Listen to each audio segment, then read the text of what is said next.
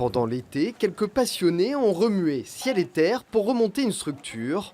Parmi eux, Christian Valero, le médecin du club depuis plus de 10 ans. Mon père et mon grand-père m'ont tiré des orteils dans la nuit, ils m'ont dit tu peux pas laisser partir comme ça, il faut que tu fasses quelque chose.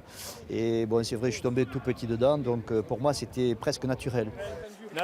Le docteur du club va donc s'associer à 2 entrepreneurs pour créer Carcassonne 13 en septembre dernier, 2 petits mois avant le début de la saison. Avec un effectif inchangé à 90%, malgré la période difficile traversée par les joueurs. Ça a été très dur de remobiliser tout le monde. Voilà. On était des joueurs qui ont payé pour venir jouer. Voilà. Et certains venaient de Perpignan pour venir jouer. Voilà. Donc ils payaient le péage, ils payaient l'essence et ils n'avaient pas de salaire. Donc ça a été très dur à ce moment-là. Voilà. On a fait ce geste-là, personne ne le regrette. Car les résultats sont là. Premier de la saison régulière, les Carcassonnais disputeront dans 15 jours une demi-finale de championnat et dès ce dimanche la finale de la Coupe de France. Et les difficultés rencontrées par le club semblent avoir joué leur rôle dans la belle saison.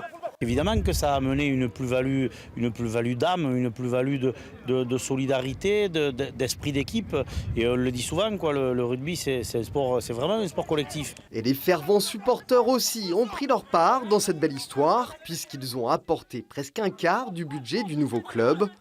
Au moins 3 bus devraient faire le déplacement à Perpignan ce dimanche pour la finale.